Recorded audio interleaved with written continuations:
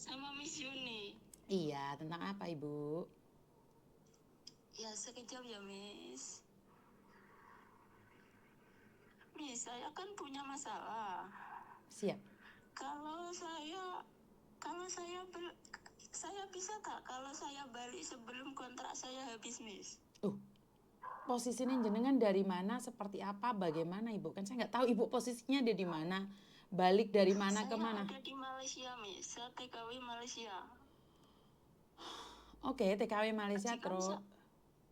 majikan saya kan cari masalah Miss. Maaf sebelumnya ya Miss. Itu dia cari masalah soal mimpi saya, soal saya bersih, soal saya bertengkar sama ibunya, soal saya ngangkang. Sorry ya Miss, sebelumnya ya. Soal Itu kamu Miss. ngangkang maksudnya Terus gimana sih? dia mau melaporkan saya ke polis kalau saya gila Miss. Terus dia mau bawa saya ke rumah sakit, mau dibuat itu, mau di listrik Miss. Itu saya bingung Miss, saya harus kemana ini? Saya yakin Ibu nggak gila. Cuman kan Ibu dulu Iya. pernah telepon saya. Iya, saya pernah. Kan saya sudah bilang, gara-gara Ibu ngangkang tadi, terus Ibu bertengkar dengan Yes. orang tua Sorry, majikan. Miss, kadang basah. Iya, Mas. Apa, Miss? Kamu orang mana sih Ibu? Saya orang Jawa Tengah.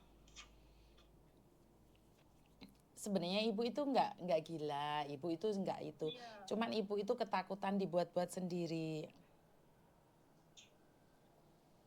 Bukan, Miss. Ini beneran. Iya, saya tahu. Tapi kan Ibu nggak dibawa ke rumah sakit jiwa kan? Sampai sekarang nggak dibawa ke rumah sakit jiwa kan Ibu? Karena belum, Miss. Ini semua itu apa ya? Itu, Miss, pihak keluarga yang Be- mau buat, Miss. Oke, terus? Karena itu yang buat masalah itu katanya itu lawyer. Apa itu lawyer, Miss? Lawyer itu Dia percaya pengacara sama Ibu. lawyer kalau itu bisa buat masalah biar dia kan mau tendang saya dari rumahnya itu Miss. Oke, Ibu sudah ditendang belum? Belum, tapi Ah, mau Miss. Ini bulan Desember. karena kan nggak boleh berburuk sangka juga ya Ibu ya. Jadi Ibu sudah teleponan sama Iya, anak-anak iya Ibu Miss. belum? Ibu sudah teleponan sama anak-anak belum? Anak Ibu yang ada di Indonesia sudah belum Ibu? Saya tak kasih tahu Miss. Gimana Ibu? Saya tak kasih tahu sama anak-anak saya. Maksudnya bagaimana Ibu? Saya nggak paham maaf. Ibu bilang tak kasih tahu itu sudah dikasih tahu apa belum? Belum. Kenapa nggak Dia dikasih tahu? diam-diam Miss. Kenapa sayang? Dia diam-diam tak bagi tahu saya. Dia diam-diam sama keluarga rencana itu Miss. Oke, nah gini aja, Ibu tenang aja dulu. Kan kalau ada apa-apa nanti Ibu telepon saya lagi ya. Ibu nggak gila kok. Paham? Tapi sekejap, sebentar ya Miss. Tapi saya tak punya telepon setiap hari ya Miss. Saya dibagi 1 minggu 2 kali saja ya Miss. Iya, nanti Ibu kalau ada kesempatan telepon saya lagi ya. Karena kalau ada masalah Ibu bisa ambil video ya, tapi jangan bertengkar lagi sama majikan ya Bu ya. Iya kalau iya Miss. Ibu dokumennya lengkap ya Ibu ya. Iya Miss. Surat-suratnya ada ya Ibu ya. Saya tak pegang. Saya tak punya Miss. Terus Ibu punyanya Saya apa? dari PT Miss.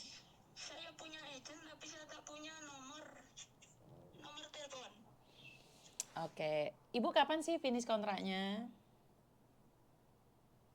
Tanggal 10 bulan 3 Miss. Oke, nah berarti kan Ibu baik-baik aja di situ. Itu cuman ngancem aja, nggak usah takut. Kalau majikan jahat itu langsung kirim kamu ke rumah sakit jiwa. Tapi kan cuman ngomong aja Ibu. Yang penting Ibu tenang aja, kan Ibu ada saya ya. Ibu, Iya Miss. nggak usah takut. Kalau ibu terlalu takut dan khawatir, ibu malah bingung nanti di negeri orang. Ngerti? Iya, Miss, emang bingung Jangan. banget. Tak ada, saya tak boleh bicara sama orang luar, Miss. Saya tak bisa, saya Oh, tak boleh keluar. oke. Kan ibu bisa bicara sama saya, bener nggak ibu? Nggak usah takut. Saya ada sama ibu. Iya, kalau Miss Yuni, kalau orang yang saya jaga di rumah saya tak bisa, Miss. Apa saja ditengok, dilihat. Nggak apa-apa, kan itu rumah mereka. Iya, iya, Miss.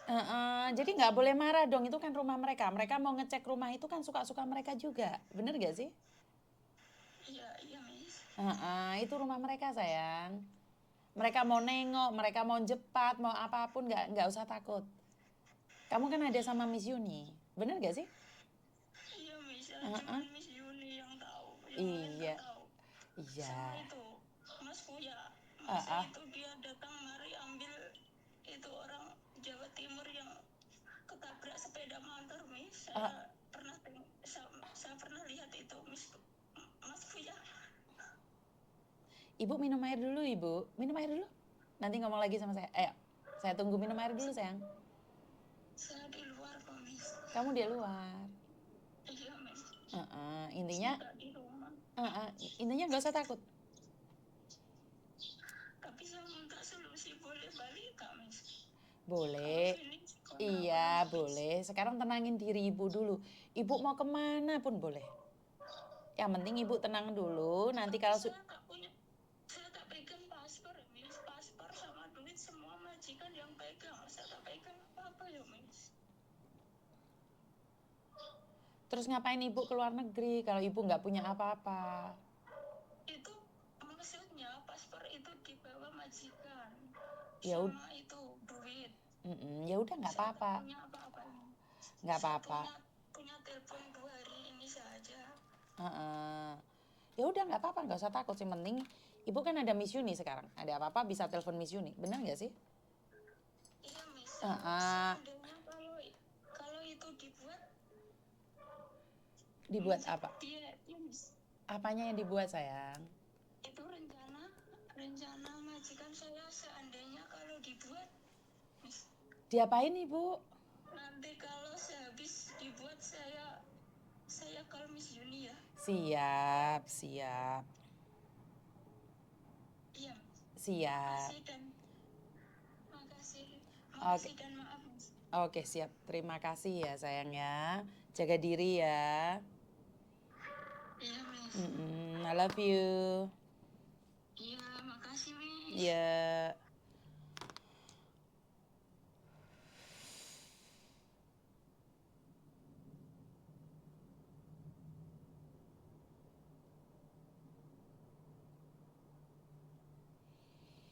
Seandainya ini adalah suara ibumu, bagaimana tanggapan kalian?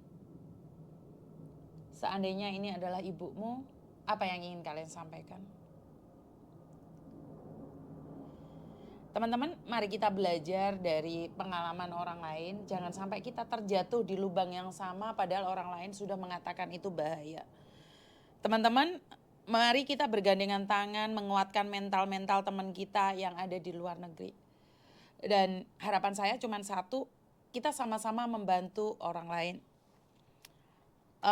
Tidak penting untuk menjadi status orang yang diakui atau dikenal. Cuman kalau kita punya mental yang kuat, kuatkan juga orang-orang di sekitarmu.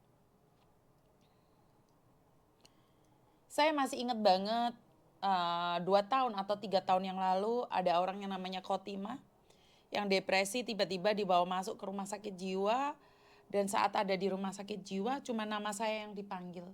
Itu membuat suster-suster yang ada di rumah sakit itu kaget siapa saya. Dan akhirnya proses panjang kali lebar dia dipulangkan dan dia sangat ingat banget siapa saya. Dia sering kali kumat saat ada di Indonesia dan saya juga sudah meminta bantuan dari pemerintah yang ada di daerahnya dia untuk membawa dia ke rumah sakit jiwa. Banyak teman-teman kita yang merantau, banyak teman-teman kita yang keluar dari rumah itu memiliki beberapa tekanan. Pertama, tekanan dari keluarga. Kedua, tekanan dari pekerjaan, ketiga tekanan dari lingkungan. Karena itu saya selalu berdoa dan berusaha untuk melakukan yang terbaik, memberikan edukasi ini pada teman-teman agar teman-teman lebih berhati-hati lagi di luar sana. Karena di luar sana banyak sekali kejadian-kejadian yang tidak diinginkan. Dan di konten saya ini saya bisa katakan adalah sebagai pelajaran saja.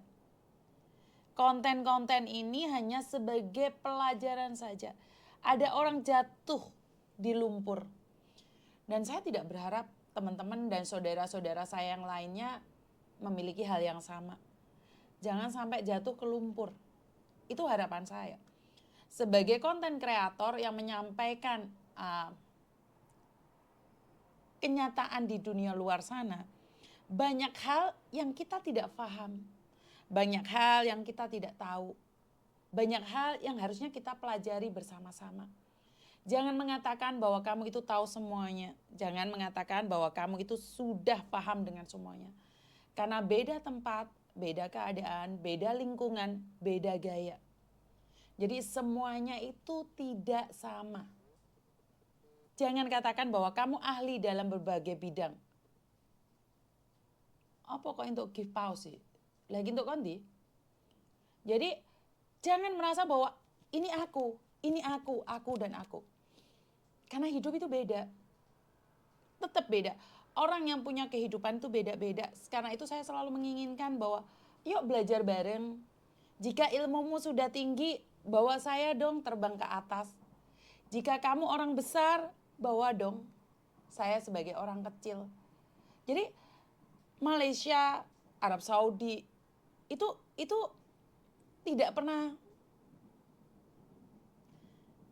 saya tahu prosesnya seperti apa dan bagaimana. Kemarin juga ada salah satu donasi yang berasal dari Arab Saudi. Tahu nggak dia bilang apa, Mbak? Dia kerjaannya itu soro banget. Tapi dia mendonasikan uangnya untuk pemulangan almarhum Eka. Saya nanya, uang kamu di Arab Saudi itu soro loh, Mbak Bu. Kenapa kok uangnya itu tidak dipakai sendiri? Miss Yuni, saya sodakoh. Sampai nek ate golek dalan di surga, aku ojo ditinggal. Boleh ndak saya ikut nyumbang? Nangis saya, Mbak. Kerjaan dia itu berat banget di Arab Saudi. Berat banget dia kerjaannya. Tapi dia itu nyumbang. Karena dia bilang, karena harta saya sebagian juga untuk membantu orang lain. Saya merinding melihat kata-kata seperti itu. Jadi pemulangan jenazah almarhumah Mbak Eka itu bantuan dari orang-orang yang merasakan sengsara. Orang-orang yang sengsara. Dan plus orang-orang kaya. Kenapa saya bilang kayak gitu? Karena Mas Uya-Kuya termasuk taci-taci luar sana dengan mudahnya menggelontorkan uang segitu banyak loh, Rek. Jadi semua itu adalah bantuan dan juga jalur dari langit. Nggak bisa kalau bukan jalur sing gawe urip gak iso. Nggak bisa, kita nggak bisa melakukan apapun. Tanpa bantuan dari Tuhan, tanpa doa dari kalian, nggak nyampe itu jenazah. Belum pulang itu jenazah. Sekarang masih mampir di Hong Kong ini sekarang. Jadi kenapa saya sangat kecewa banget saat keluarga bilang lebih memilih pemerintah daripada donasi itu, ya karena yang ngirim uang itu bukan orang-orang kaya gitu loh. Itu saya ambil dari orang-orang kecil. Orang-orang kecil yang bilang, Miss Yuni, kalau menuju jalan surga, izinkan saya ikut. Sumbangan saya nggak banyak, tapi izinkan saya ikut, Mbak Yuni. Oh, Bu, uangnya sudah cukup nih, Bu. Stop. Aduh, uang sudah tak kirim no buat bantu yang lainnya, Mbak Yuni. Jadi, inilah yang ingin saya katakan. Siapa ya? Kono kaburan bareng. Halo? Halo, Assalamualaikum. Pagi, Miss. Pagi, sayang. Ini kok dari Taiwan nih? Iya, ini WhatsApp-nya aja, Miss. WhatsApp Taiwan. Tapi aku udah di Indo. Oh, oke, siap. Oke, kenapa, Dok? Miss Yuni